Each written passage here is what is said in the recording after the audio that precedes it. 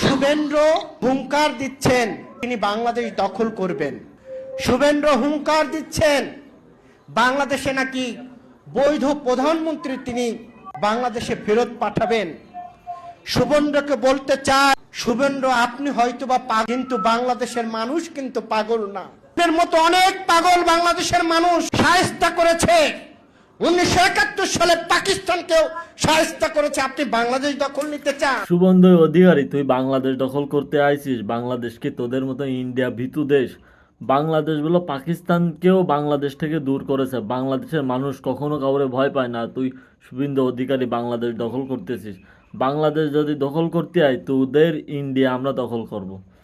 তোরা ইন্ডিয়ার প্রত্যেকটা মুসলমান নামাজ পড়তে গেলে মসজিদ থেকে বার হলে তোরা যে কি পরিমাণ অপমান করতেছে, কি পরিমাণ শাস্তি করতেছে, তাদের পরে কি অত্যাচার করতেছে বাংলাদেশের মানুষগুলো দেখতেছে।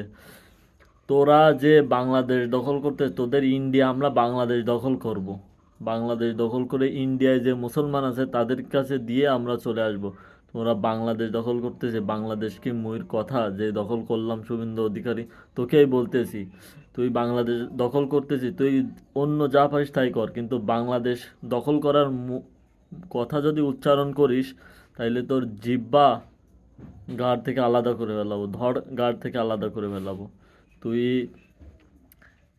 ইন্ডিয়ার বড় একটা মন্ত্রী বা কোনো কিছু হইস, সেটা দেখার বিষয় না। বাংলাদেশের মানুষ যদি একবার খেপে যায়, শুভেন্দু অধিকারী তোর ইন্ডিয়ায় যাই তোকে একটা কিছু করেই ছাড়বে। তুই যেটা ভাবতেছিস সেটা কখনো না।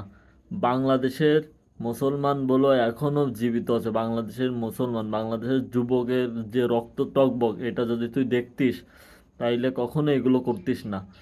আর তোরা শুভেন্দু অধিকারী, তোরা ইন্ডিয়ার মুসলমানকে পরে যে অত্যাচার করতেছে বাংলাদেশের মানুষ দেখতেছে। তোরা বলো যখন তখন আমরা বাংলাদেশের মুসলমান ইন্ডিয়ায় যায়, তোদের বলো কিছু একটা করে দিয়ে আসবো, তোরা তখন কথাও বলতে পারবি না। তোদের শুভেন্দু অধিকারী, তোর দল বা তোর যারা আছে মোদি সরকারের লোকজন প্রশাসন যারা আছে, তোরা এখনও ভালো হয়ে যা। তোরা তোরা যেগুলো করতেছিস এগুলো কখনো কোনো মানুষ করতে পারে না। যার গায়ে মানুষের চামড়া আছে সে কখনো করতে পারে না। তারপরেও তোরা মুসলমানের সাথে এগুলো করতেছিস। মুসলমান বলো যখন জাগবে, ইন্ডিয়ার মুসলমান বাংলাদেশের মুসলমান যখন একত হবে, তখন বলো তোরা বুঝতে পারতেছি না বাংলাদেশ দখল পুটকি মুদি দিয়ে দেবো। বাংলাদেশ দখল তোরা এখনো চিনিস না। বাংলাদেশের মানুষকে এখনো চিনিস না। বাংলাদেশের মানুষ যা পায় তাই নিয়ে একত হয়। বাংলাদেশের দিকে যদি কেউ চোখ তুলে তাকায়, তাইলে বাংলাদেশের মানুষগুলো তোদেরকে বুঝাই দেবে যে বাংলাদেশ কি করতে পারে। তো এখনো ভালো হয়ে যা, এখনো সময় আছে। তোরা এখনো ভালো হয়ে যা। ভালো হইতে পয়সা খরচ হয় না, ভালো হইতে